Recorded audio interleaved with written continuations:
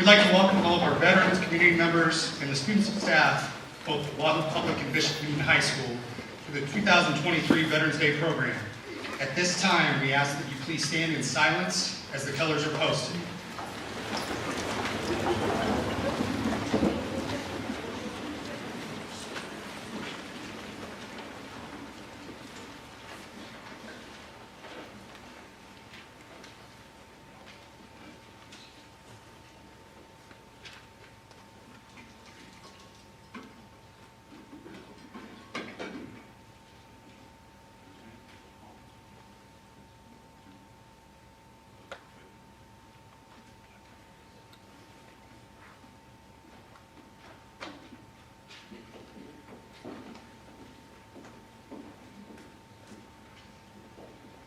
join us in reciting the Pledge of Allegiance.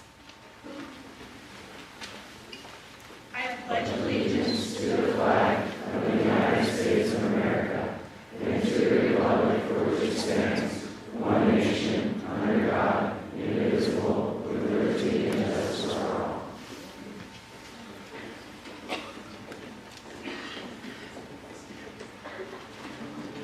Please remove your hats for the Star Spangled Banner.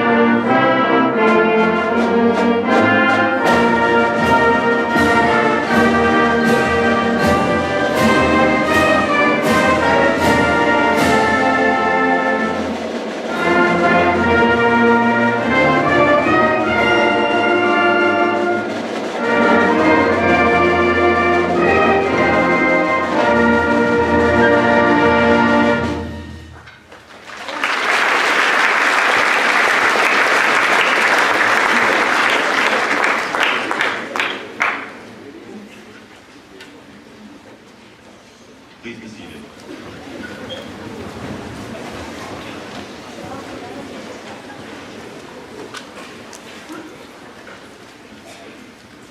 World War I, known at the time Great War, officially ended at Versailles on June 28, 1919, outside the town of Versailles, France. However, fighting ceased 7 months earlier when an armistice between the Allied nations and Germany went into effect on the 11th hour of the 11th day of the 11th month. For that reason, November 11, 1918 is generally regarded as the end of what was then called the War to End All Wars. A century ago, President Woodrow Wilson proclaimed November 11th as the first commemoration of Armistice Day, now known as Veterans Day, to honor all U.S. veterans with the following words. To us in solemn pride, in the heroism of those who died in the country's service, and with gratitude for the victory, both because of the thing from which it has freed us, and because of the opportunity it has given America to show her sympathy with peace and justice in the councils of the nations. With these words, we honor our nation's veterans every November and remember the sacrifice they have given for our freedom.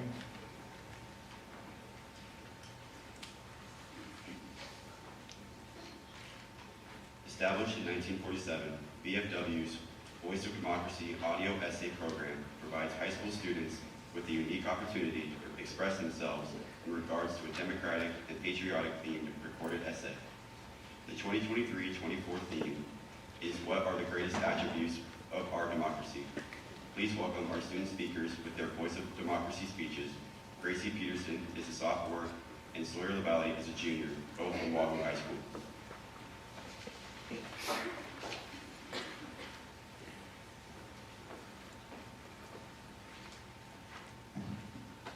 America's Voice of Democracy. Democracy cannot succeed unless those who express their choice are prepared to choose wisely. The real safeguard of democracy, therefore, is education. As Franklin Roosevelt once said, democracy cannot succeed if we do not have all the correct attributes. Thankfully, our democracy has many great attributes that make it what it is today. I believe it is successful because the people are the makeup of it. They are the voice. The people have a say and help build it better each day. The government listens and works with that voice to make our democracy what it is today. One of the greatest attributes of our democracy is equal representation for the people. This is clear because we can see how everyone gets a vote. In our traditional elections, everyone gets a vote, no matter how wealthy or how poor they are. Everyone will get a vote. It is constitutionally guaranteed to have the protection of equality. It is stated in the 14th Amendment that no state shall make or enforce any law which shall abridge the privileges or immunities of citizens of the United States. With this amendment, we know that we have equal representation within our government. A great attribute of our democracy is our equal representation, although there are so many more, including how our democracy encourages open debate. Open debate. A fantastic characteristic of our democracy is the encouragement of open debate. Students are encouraged to join debate teams and run for student council in schools. They have speeches and debates telling why they should get their certain positions. So, even in our adolescent years, we are taught about the essence of debate and encouraged to learn debate skills. Another encouragement is our practice of free speech in the First Amendment. It is one of our protected rights and goes hand in hand with debate. Around 13 million people watch the televised debates all over the U.S. All of those people see how debates work and see how they are a big help to our country when voting for a president.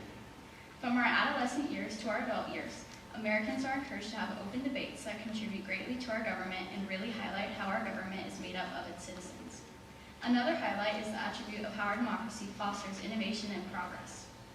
Growth and innovation within a government is very important for it to be successful. Our government fosters these important factors very well, such as how our government gives higher economic freedom than most other countries. The people have a voice in what they want and how they would like to sell. This helps keep the citizens involved and encourages growth. A second example is our educational support. Our democracy encourages everyone to go to school and gives opportunities for everyone to attend. We have schools for everyone who needs it or wants it. There are regular public schools, which are open for everyone, and there are schools for the blind or deaf, and other types of schools for anyone who needs it. Having educational opportunities fosters innovation and provides a foundation for inventive thinking. America has set policies that help innovation stay alive in the U.S. as well, such as law protecting IPs that secure the rights and copyrights of innovators. Another example is how our democracy assists with the costs of development and research. Growth and innovation are stimulated through education, economic freedom, and government policies, which make it a great attribute of our democracy. Our democracy is successful because of the citizens' role in building it up. The people have a voice that is heard, and the government nurtures and encourages that voice, working with it to make a successful democracy. Democracy cannot succeed without having the great attributes of the American democracy has. Even Roosevelt agreed, as he once said, "Democracy cannot succeed unless those who express their choice are prepared to choose wisely." The real safeguard of democracy, therefore, is education.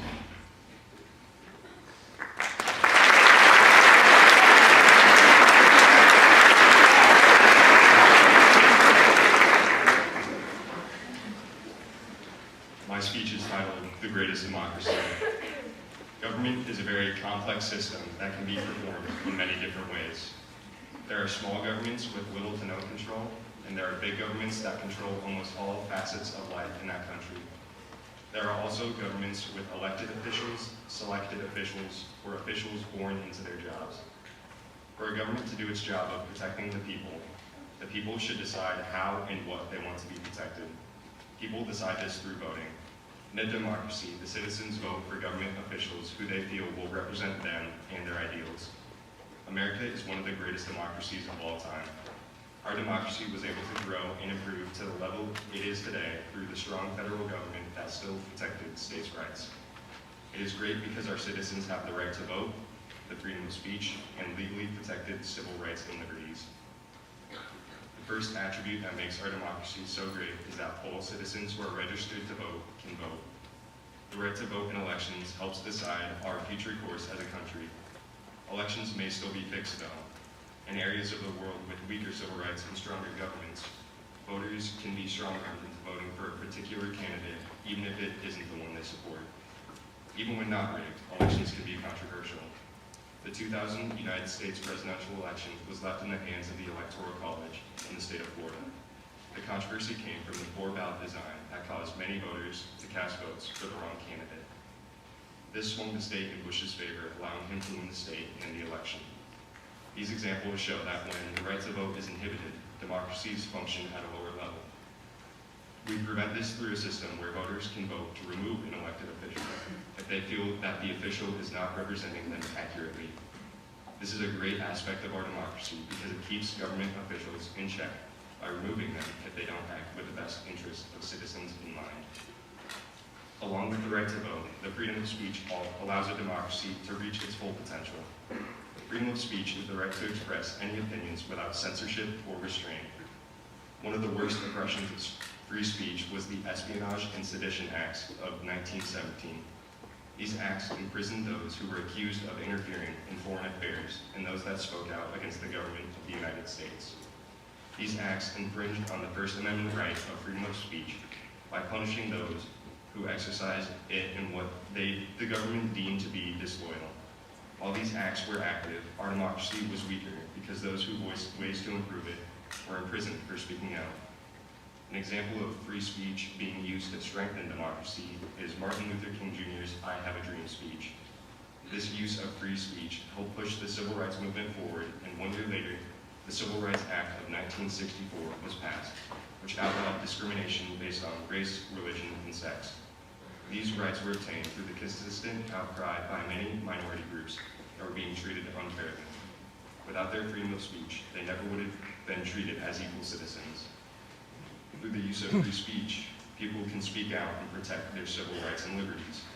Civil rights and liberties are the protected rights and freedoms guaranteed to all citizens of the United States. When civil rights and liberties are violated, citizens get rowdy and upset with their government. An example of this is when police use excessive force. The retort that was felt in this country after police unreasonably killed George Floyd in 2020 was enormous. This resulted in protests across the country that some were, ironically, broken up by police using excessive force. Police first violated George Floyd's right by using excessive force, then they violated protesters' rights to a peaceful protest. This showed that without our civil rights and liberties, the government could exert its power to an unreasonable amount, but because of our rights and liberties protected by democracy, we can protect our own democracy. Our democracy is one of the greatest democracies on earth. It is great because our citizens have the right to vote, the freedom of speech, and legally protected civil rights and liberties. Democracy is like a human being. It grows and changes, and it will never be perfect. But through the citizens and the officials we elect, our country can improve to become a nearly perfect democracy.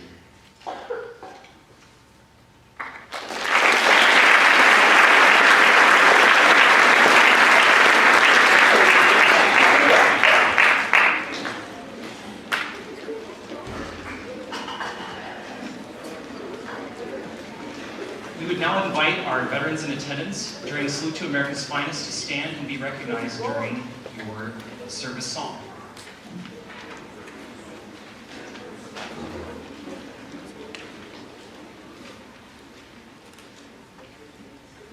Thank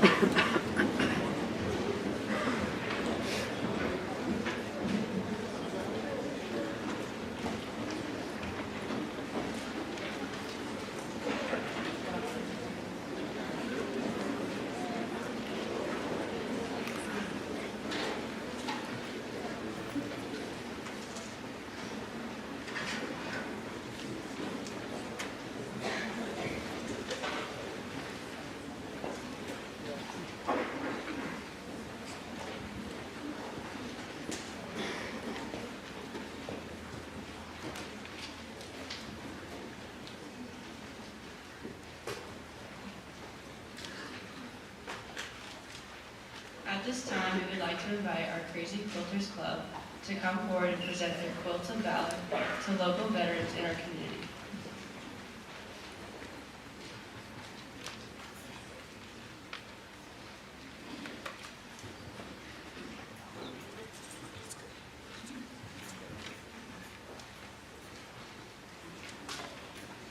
On behalf of the Crazy Quilters Group, we meet once a month and do a lot of quilts for multiple charity. And we would like to honor our veterans here this morning for their service. First off, we have John Fairbanks, if you would come forward when we call your name. John was in the Air Force for 20 years. He was a member of the Counter Quest team and spent 8.5 years with NATO. He was awarded over the Meritorious Service for his award medal in 1993. Thank you, John. Thank you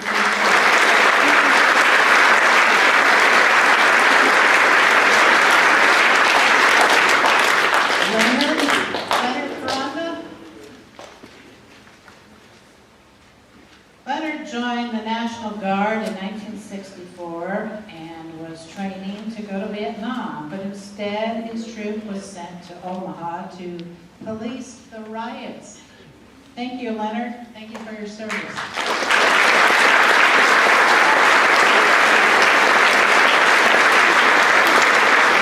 And next up, we have Jerry Abler.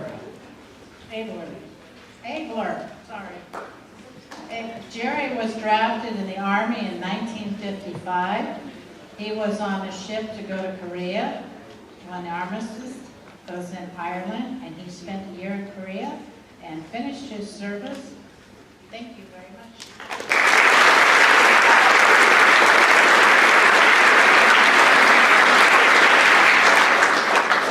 We have Karen Holmes. She's a 20-year veteran of the Air Force, 4 years active, and the remainder of her time was in the Air National Guard. She worked as communications in England and supplies in the Gulf War. Thank you, Karen.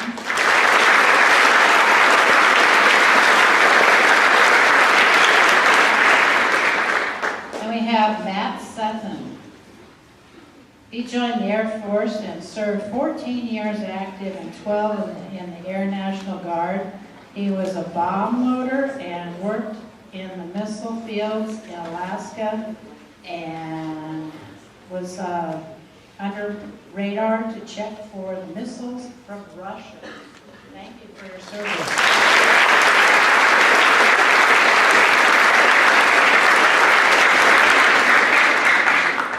Next we have Carol Bogatti. Carol joined the National Guard in 1960 and spent 6 months in active duty at Fort Leonard and in Fort Jackson in the Advanced Infantry and trained there. He was transferred to Seward Army National Guard and remained in duty and honorably discharged in 1966. Thank you, Carol.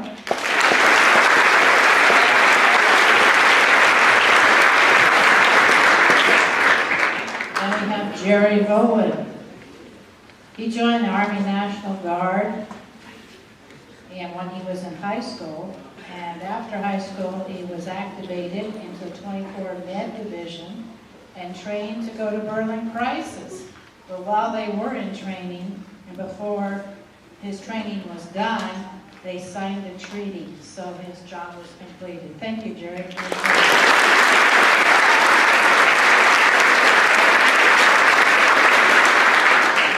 We have Dale Bokash. He was drafted in the Army. After basics, he went to radar school, and in Georgia, he spent 18 months in Germany. Thank you for your service.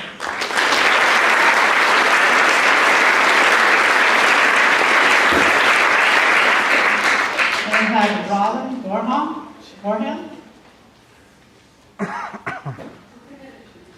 He volunteered for the Army in 1971 and served 2 years in Asmara, Ethiopia, and Kangaroo Station, and surveilled Russia and he was served in the Guard for Emperor Haile Selassie. Thank you for your service, Robert.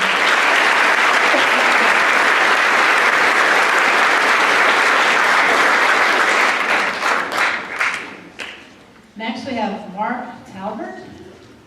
He joined the Army and served 31 years and deployed to both Afghanistan and Iraq. Thank you.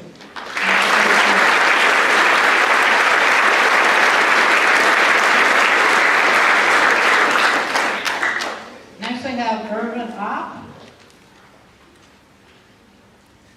He served in Mount McKinley during Vietnam from 1968 to 70 and was also with the amphibian battles.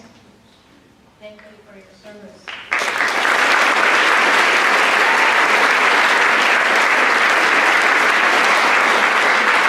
And then we have Eugene Premchek. Premchek. There's so many ways to say your name. He was in the Army in 1966 to 69 and was responsible for the company armory and on his post in Germany. Thank you, Eugene.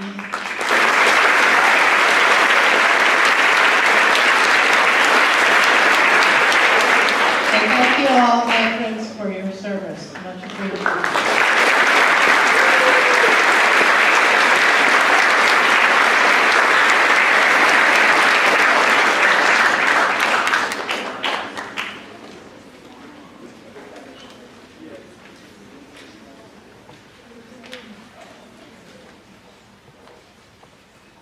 Today, I have the honor of introducing our guest speaker, Major General Craig W. Strong. Major Craig W. Strong serves as the Adjutant General, Nebraska National Guard officer responsible for formulating, developing, and coordinating policies, programs, and plans affecting more than 4,500 Army and Air National Guard personnel. Appointed by the Governor, General Strong serves as a principal on the Governor's staff and is the Director of the Nebraska Military Department and the Nebraska Emergency Management Agency. He serves as the state's official channel of communication with the National Guard Bureau to the departments of the Army and Air Force. Please help me welcome Major General Craig W. Strong.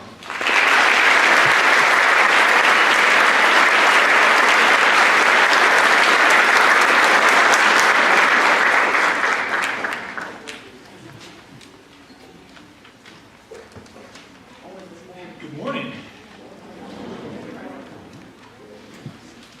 Hey, thanks for that nice introduction. And to all this program so far, everyone who's been involved, I'm just incredibly impressed. With the speakers that we had this morning, Grayson and Sawyer, fantastic remarks. Hopefully, I can live up to that because that's a tough act to follow. But I want to let you know, as you've heard in my introduction, I'm Major General Craig Strong. I'm the Adjutant General for the Nebraska National Guard, which is comprised of 4,500 airmen and soldiers across Nebraska, all the way from, I would say, from Chimney Rock to the Missouri River. We have facilities in Scotts Bluff, and we have facilities in Wayne, Beatrice, and here in Wyatt. And we are Fort Nebraska, if you will. And I'm just so very proud when I took the oath and to become the Adjutant General in July, to become the Commanding General for the Nebraska National Guard. But I'm really most proud just for the fact the simple title I have of veteran. Because being a veteran to me is the most important title that I carry. And today it is Veterans Day, and so today we honor those who honor us, we citizens of the United States, with the service and sacrifice that those veterans made for us. Before I begin my official remarks, though, I do want to do a few recognitions. I mean, first of all, there are ceremonies and there are great ceremonies, and this is a great ceremony because nothing makes a ceremony better than the music. The music adds so much to the inspirational aspects that it provides, and to the band and the combined band of Wahoo High School and Wahoo Newman. Outstanding job. And a shout out to the drum line. Back in high school, I was a drummer. So overall, and we also have a 43rd Army band. And so if any of you are interested, let me know. It's highly competitive to get our band. we have audition lines to try to get in. But I know what I've heard today, I think a lot of you qualify, well, most of you. Maybe some of you. But either ways, let's just give a big shout out. Thank you.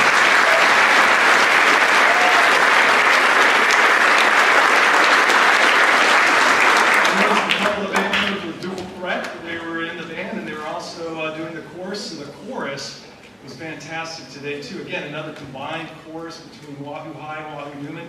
I was in chorus as well. I will not sing today. What I did learn in chorus is, I don't know if it translated too well to my karaoke career, but either way, I really enjoyed being in chorus when I was back in high school, and way impressive on what we heard today. So let's give a round of applause to the chorus.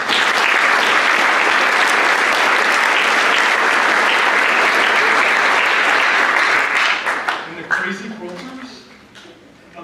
My good. We were talking earlier, you know, and I've been in the. Been wearing this uniform for 37 years, or going on 38 years, and I know what you're thinking. I must have joined as a very young person. It's been a while, but you know, I will retire at some point. And I was talking to Crazy, my wife said I need a hobby. I know maybe once a month, maybe twice a month, maybe we'll give me your card. We'll see what we can do about that, because that what you do and the honor that you bestow upon us veterans, it just goes beyond words. And so, and I know, you know, every stitch is from the heart, and it's so meaningful. And thank you so much, Crazy Quilters, for what you've done.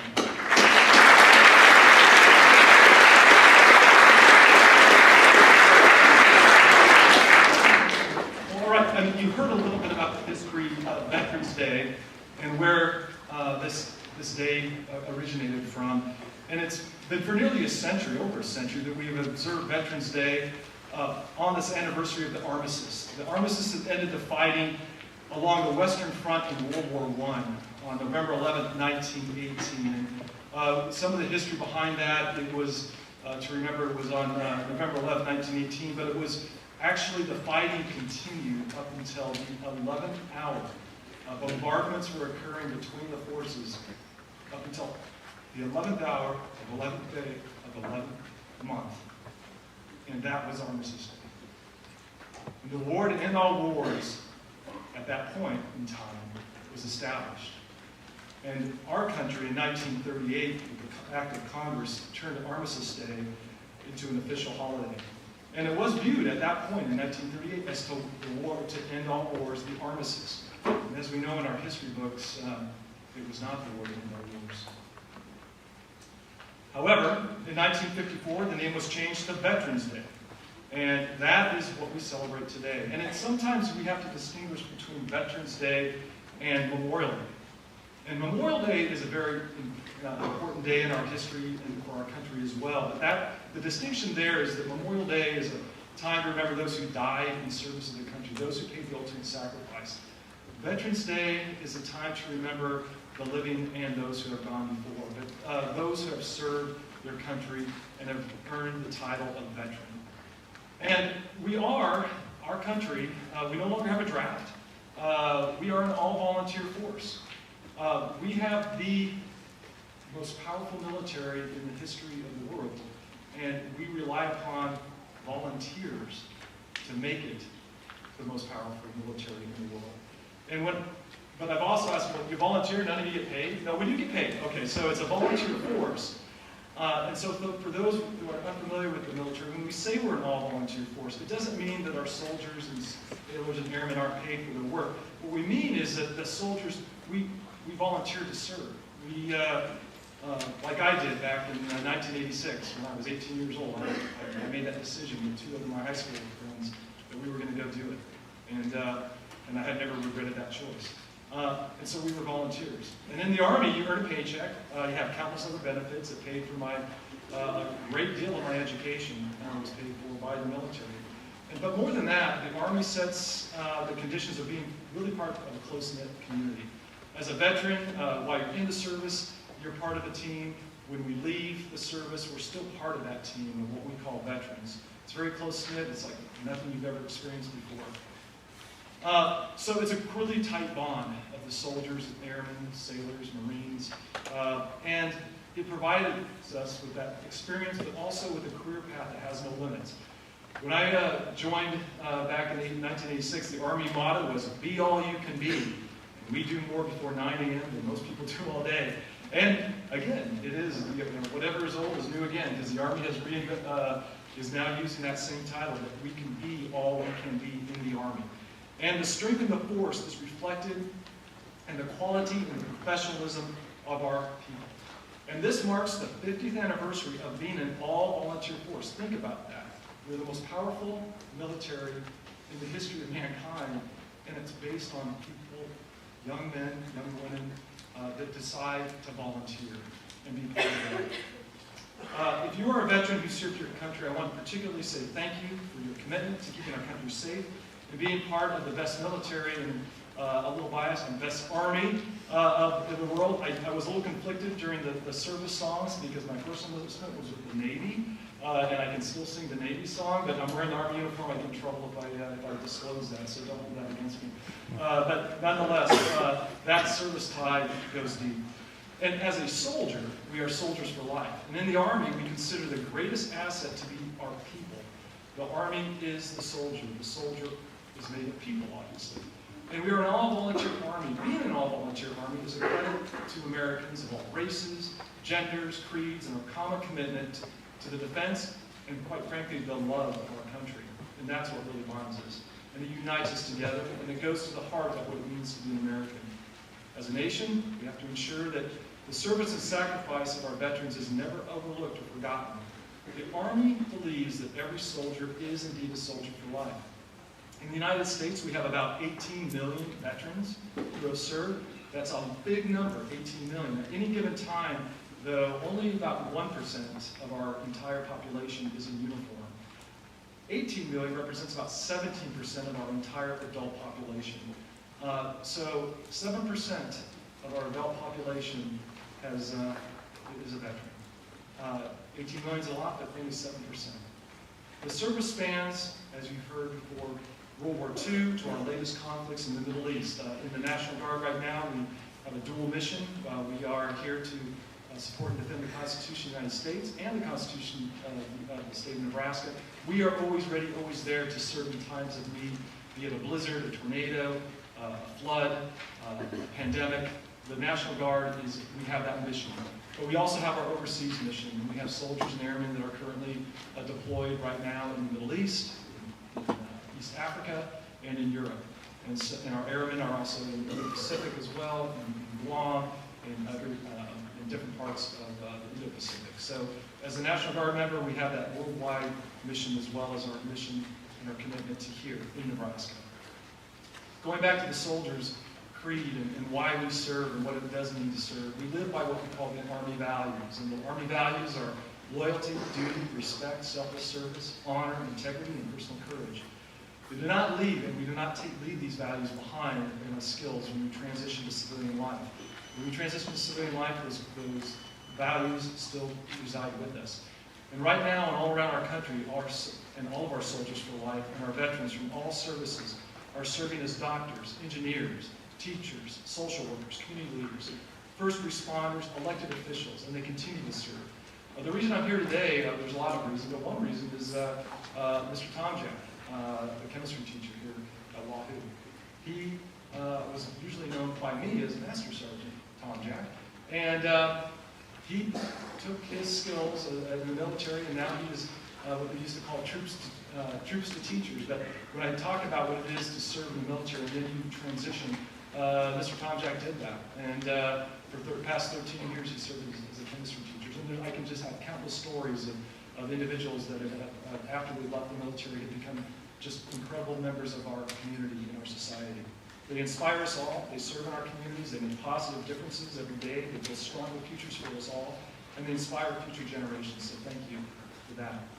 Our nation's veterans throughout our history have kept us free. They've returned home, and they continue to serve our nation in a multitude of ways. And today, we say thank you to all of them. And you being here is really what means, it makes it worthwhile. For me as a veteran and as a member of the military. So you may ask, how can we know what we do on certain holidays. We know what we do on Christmas, we do our gifts, on 4th of July, we shoot fireworks. On Memorial Day, we will often honor the grave sites with flowers. On Halloween, that's not official holiday, we give out candy.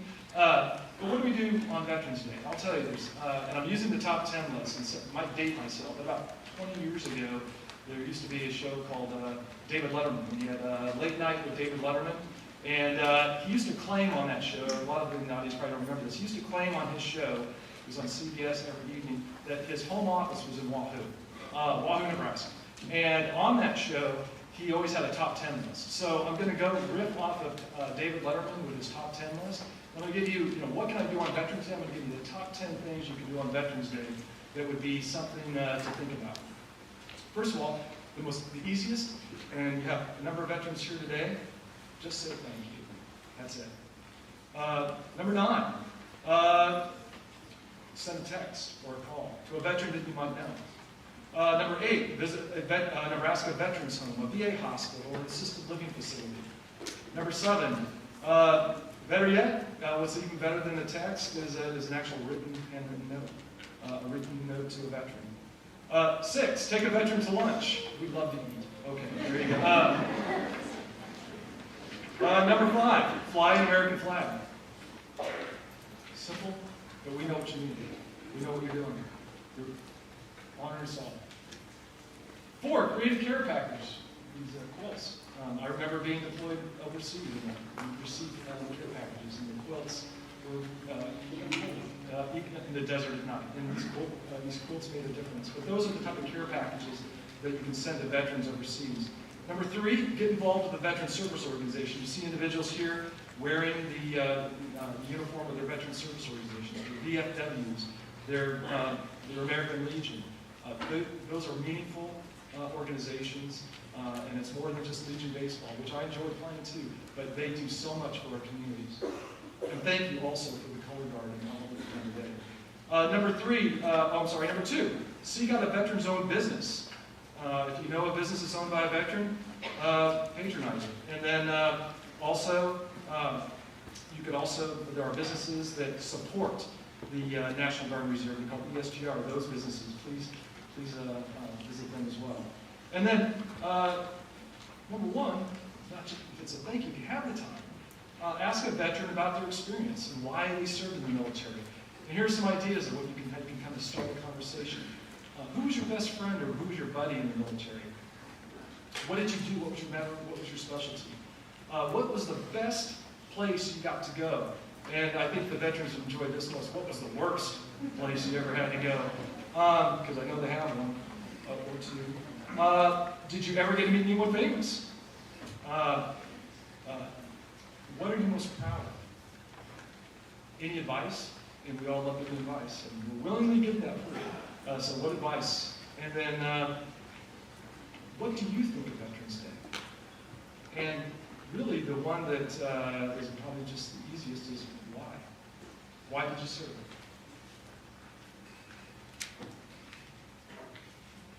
I think we'll get a very deep answer. All right.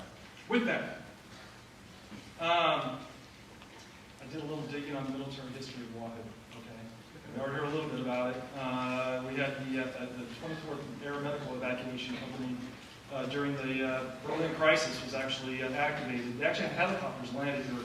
There's a landing pad at one point, right? I got Colonel Dubois. Do you agree? Okay, that was part of it. But I'll tell you, back a long time ago, the National Guard started in our first units when we first settled in the state of Nebraska, going back to 1854. The militiamen and those that were in Wahoo were known as the Wahoo Foragers, or the Wahoo Rangers. So the first title that the soldiers in the Wahoo area was called the Wahoo Rangers. And that lasted up until 1881. They then became Echo Company, with service in the Spanish-American War. And then the Wahoo unit transitioned to India Company, that served through World War II. The India Company, the 1st Infantry Regiment. And then I mentioned how back in 1960, so there's been different units. Present day, we have the 623rd Engineer Company that's here in the community with service in Afghanistan and also just down the southwest border.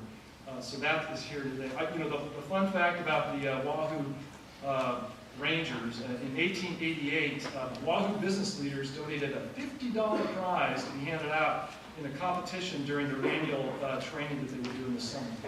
$50, that's a lot. We have to translate that for inflation. And that money was spent on new equipment and uniforms.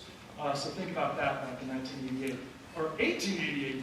And in 1888, there was an annual camp that was held just about a mile outside of Wahoo for the Wahoo Rangers.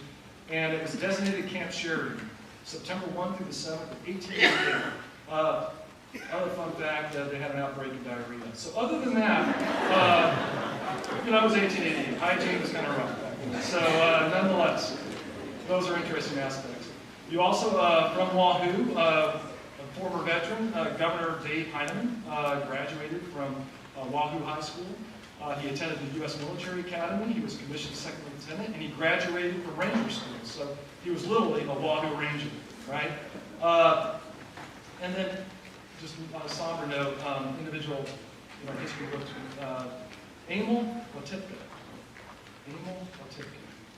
He's been laid to rest at St. Francis Cemetery here in Wahoo. But his name is enshrined at a memorial near Agincourt, France, on the Sugarloaf Hill Memorial. His name is there. While he's buried and laid to rest here in Wahoo, his contributions while a member of the Nebraska National Guard and the Indian company that I mentioned earlier, the 134th Infantry Regiment. He joined the National Guard while he attended the University of Nebraska. He mobilized for service on December 23, 1940. He was promoted to tech sergeant on August 19, 1944, and he was killed in the Battle of Sugarloaf Hill near Nancy, France, on September 20, 1944. He was laid to rest here in Wahoo, but he has been enshrined in France. And we in the Nebraska National Guard will be traveling to France this summer to commemorate that site, and it's because it's the 80th anniversary of our participation in the liberation of France. We go to France about every 5 years, and they still remember. When we arrive, they still they hug us, they thank us, and they remember. Okay, finally, why am I in Wahoo? I had a lot of opportunities to speak today, and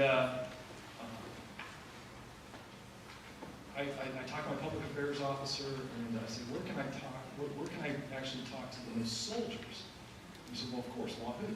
It's a combined Wahoo High School Warriors and the Wahoo Newman Cavaliers. And I figured out what he meant, because I did some research. A warrior, your mascot, a warrior. A warrior is a brave or experienced soldier.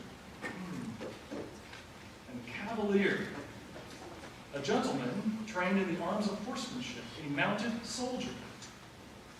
So, here today, between Wahoo Newman and Wahoo High School, the Warriors and the Cavaliers, I'm speaking to an assembled group of soldiers. So, think about that. So, there's no place I'd rather be than Wahoo, Nebraska this morning. I appreciate you inviting me here. Thank a veteran. We thank you for being here, and it means a lot. So with that, I'll turn it over to the rest of the program. Thank you.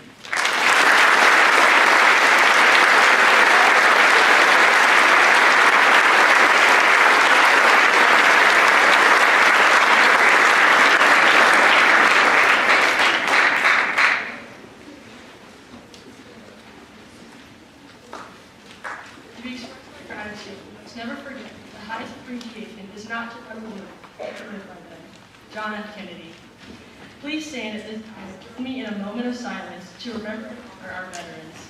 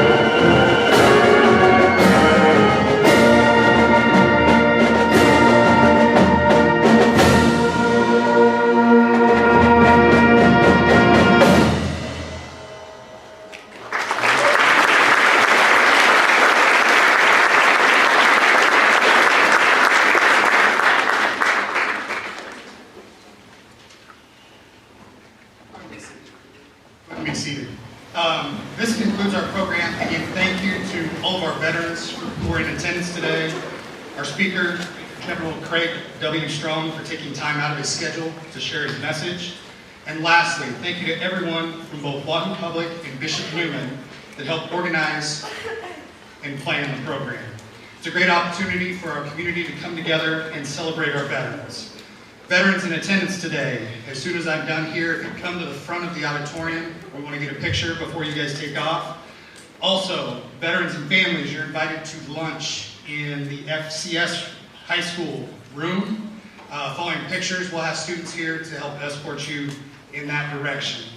At this time, I'm going to start dismissing students and staff. Veterans, go ahead and come forward. Bishop Neumann students and staff, we'll start with you. Please exit either the sides or the back. Also at this time, Lawton Public, if you are a lunch in the high school,